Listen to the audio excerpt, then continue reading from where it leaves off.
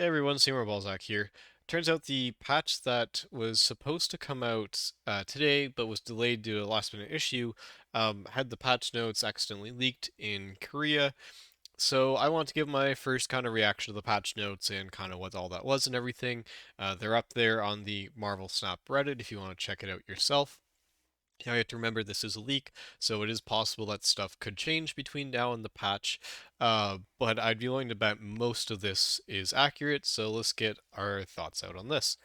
So first off, new feature artist credits. That's always great. Artists should have had the credits from the start, so this is fixing a mistake. This is awesome. Glad they've added that in. Automatically filter your favorite variants when your deck in the collection view. That's also very nice. You don't have to scroll through like 20 different variants or turn off that filter first. Uh, Multiple cards triggering. They added something in for that. Okay, that's good. Orca's been added to Series 4. They fixed the issue with Orca. That's good to see. Russian language, extra languages is always good. New player bundle. Okay, that'll be interesting to see the price point for that. New player bundles in free-to-play games I find tend to be really good value to draw you into the spending.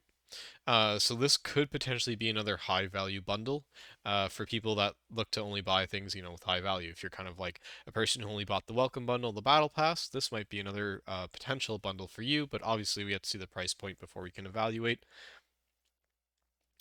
Collector's tokens received by collecting Series 3. So for those of you that don't know, when your Series 3 complete, when you would have gotten a Series 3 card out of a cache, instead, sorry, I guess the reserves, when you would have gotten a Series 3 card out of a reserve, you get 400 collector's tokens instead.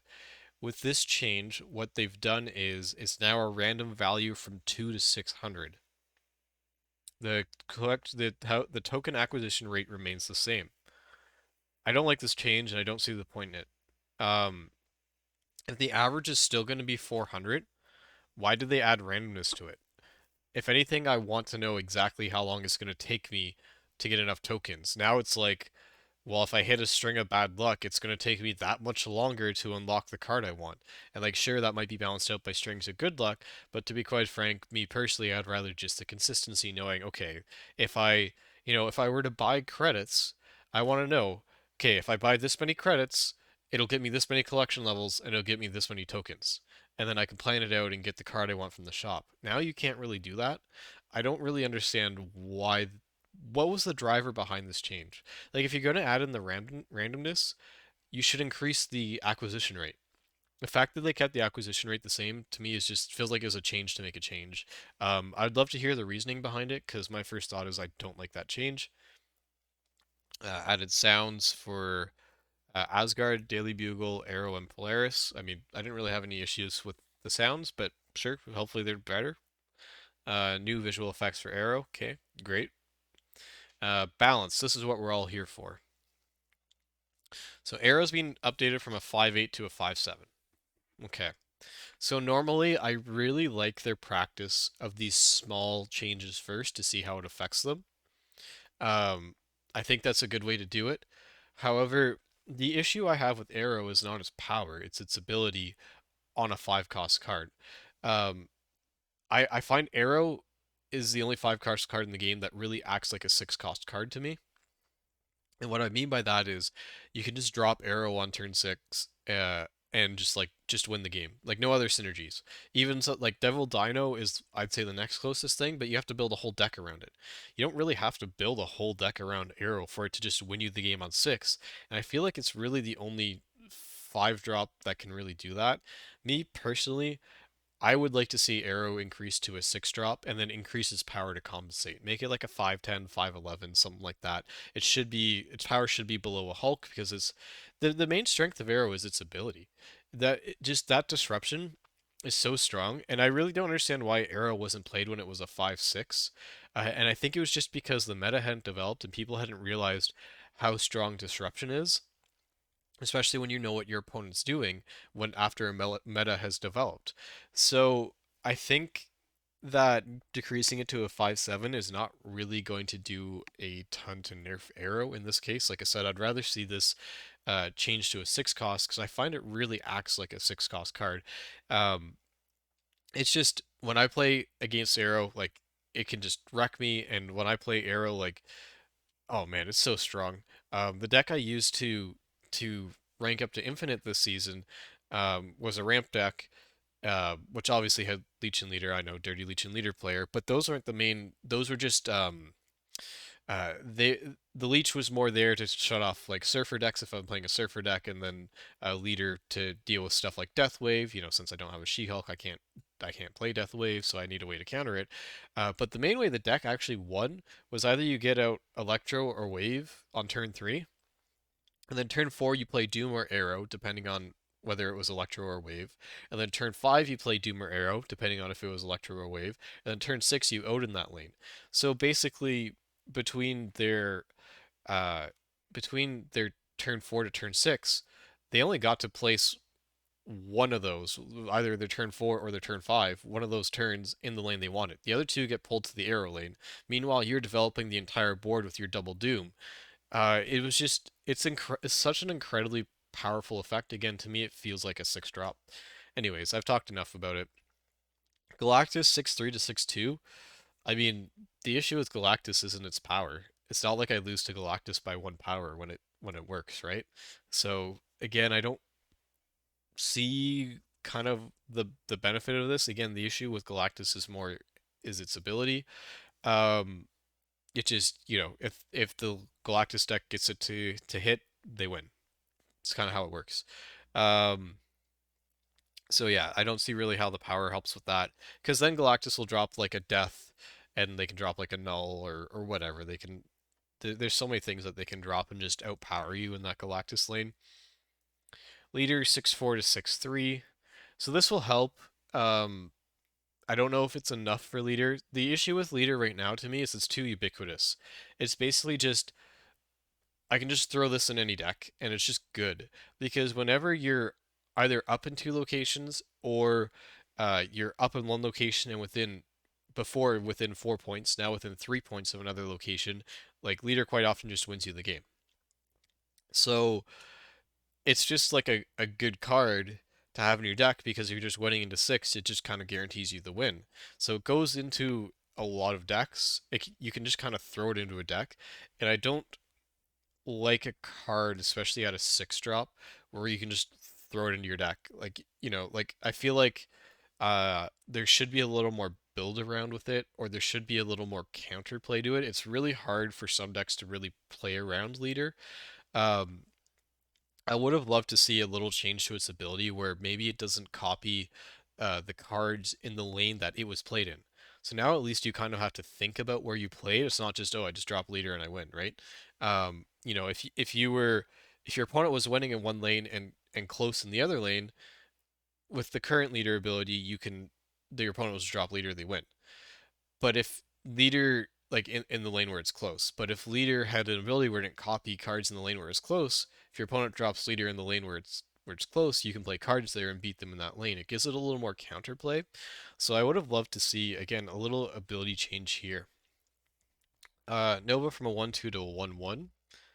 Um, I this is fine. Like Nova is a card that's run a lot. It's probably again a card that you see too much of. It's kind of similar to leader, where like any deck that can fit in Killmonger will just throw in Killmonger Nova. Like it's just a good card. There's a lot of destroy locations, so it makes sense as getting a one power nerf. This is where I think a one power nerf is good. Nova to a 1-1-2 to a 1-1. That way, if you don't pop your Nova, now it actually feels bad, because 1-2 is kind of the rate for a one drop. So Nova was like a 1-2 with an insanely strong ability. It makes sense as going down to a 1-1. Now we have some changes to the lesser played Guardians of the Galaxy cards, which is funny because I'm about to put out a Zabu Devil Dino video where I include Drax, and I actually really like these changes here. So Drax from a 4-4 becomes a 4-5, but its ability now gives only +3 power instead of +4. So if you hit the ability, it's still the same, but if you miss the ability, it's not as bad. So it's basically mitigating the downside of the Guardians of the Galaxy cards. And the problem with the Guardians of the Galaxy cards is they're too all or nothing, and unless you're playing them on turn 6, it's very hard to predict where your opponent's going to go outside of certain circumstances, and if you whiff them, it's quite often just game losing. So I really like this adjustment of giving them one additional base power, but minus one power on the ability to keep their top end the same, but it raises their floor a bit. Same thing with Groot. It goes from a 3-3 to a 3-4, but its plus ability goes from +3 to +2. Again, I really like these changes. I do think these, especially these middle of the lineup Guardian of the Galaxy cards, needed these changes. Um, you see like Rocket Raccoon and Gamora run, so I think they're fine. They didn't necessarily need changes, but I really like these Drax and Groot changes. I'm definitely excited for those, especially as someone who just unlocked Drax and was just starting to try to run him with Zabu. So I like these changes. Those are good. Hazmat gets a buff from a 2-1 to a 2-2. I like that they're buffing Hazmat. I don't know if that's enough for Hazmat. The Hazmat combo deck is extremely strong when it works, but as someone who has Luke Cage and who has played it, it is incredibly inconsistent, and when it doesn't work, it just sucks, and you just lose. And changing Hazmat from a 2-1 to a 2-2, I don't think changes that. And you're not really playing Hazmat outside of that deck, so I don't know what buffing it to a 2-2 does, but I like the fact that they are buffing it. And at the very least, with a card like this, I think slow increment buffs are good, just to make sure they don't overtune it accidentally in the other direction. Black Cat 3-6 to 3-7. Black Cat I think does have a spot in Hella Discard, but it is a very, I would say, controversial spot. Some people are definitely against including it in Hella Discard. So getting up to a 3-7, like I feel like Black Cat should be like an auto include in Hella Discard. That's like the one deck it's playable in. So buffing it to the point where you kind of have to include it in Hella Discard, I think is fine because you're really not playing Black Cat in any other deck other than a Hella Discard deck. So I agree with the buff here. Buffing Black Cat is good, no problems with that. Nakia from a 3-1 to a 3-2. Um, I like this too. Nakia is definitely a little underpowered. I like its effect. The +2 to the left cards in your hand really, I mean, it does get hurt by RNG sometimes, but when I was playing it when Black Panther first came out, it really felt cool trying to work your hand in a way that you could get your Black Panther to the left so then you could buff it with Nakia. Um, it led to some interesting play lines, but it definitely felt underpowered. So again, I like the buff. Um, I don't know if bringing it to a 3-2 will be enough. We'll see. But again, I like the small increments because you really don't want to over buff and now you have a card that's just dominating. Now you have to nerf a card you just buffed. So I don't mind the slow increments for the buffs here until you get them to a point where they work. As long as you don't just buff them once and go, okay, we're done, we buffed them. If it's still not working, buff them again, please. Um, so I really like the buffs. I guess my issues are with the nerfs. I don't think the nerfs are enough because these cards are just so dominant and so prevalent. Well, Galactus isn't like as prevalent because it's a Series 5, but compared to other Series 5 cards, Galactus is insanely prevalent. I see Galactus at Infinite way more than any other Series 5 card, like without question. So these are three insanely prevalent cards, and I don't think lowering their power by one is enough. Like, if you nerfed these cards on the ground, I'd be okay with it because I'm just sick of seeing these cards. I want to see new top meta cards, and I don't know if nerfing them by one is quite enough. Um, I'm okay. Like I said, I'm okay if they had nerfed these into the ground and they have to rebuff them later. That's fine. Uh, I don't think this is enough, and I really hope that the next balance patch they'll take another axe to these, and axe them down a bit more because you see them way too much. They're just so good. You just see them way too much, and it gets old playing against them really fast. So I think a bigger nerf would help diversify the meta a bit more. But I really like the buffs. The buffs are good. So now we've got the zone updates. Okay, this is a good update because this makes sense. So before, for those that weren't aware, if you Professor X'd an Oscorp tower, the Oscorp tower would still swap sides, which really seemed against Professor X. So I like that they changed that interaction. Updated text for Raft and Vibranium Mine. I don't know what that text is, but more clear text is always good. Decreased chance of Warrior Falls appearing. Yes, thank you. I hate that location. It's so annoying to play around.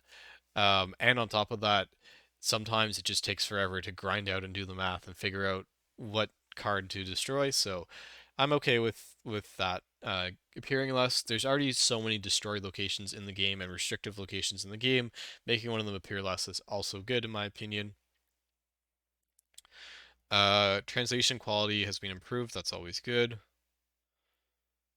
Okay, there's a lot of bug fixes here. I don't. Let's just quickly run through them. Okay, let's. Okay, this is great because this happened to me literally every time I got this location. I would have to restart my game. So I'm really happy they fixed this.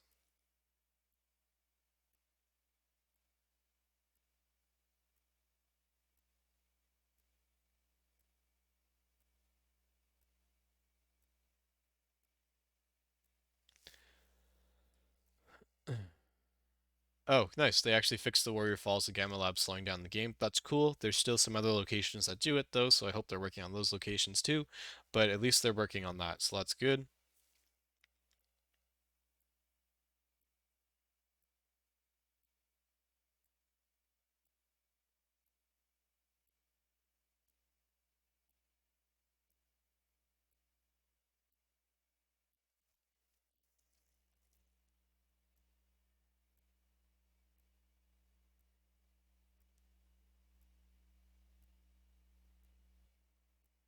Okay. I mean, and bug fixes are always good, but those are the big bug fixes, the ones I highlight in my opinion. So yeah, those are the patch notes. Let me know what you think in the comments below. Overall, like I said, happy with the buffs, happy with the bug fixes, not happy with the nerfs. They should have been more. Um, but overall, fairly good patch, and at least they are nerfing the cards. At least they didn't ignore the problem cards. So, yeah, overall, like I'd give this patch like a solid, let's say like we'll give it like an 8 out of 10. Like I said, I wish they nerfed more, but that was my only complaint I think about the patch. So yeah, overall, pretty happy with the patch.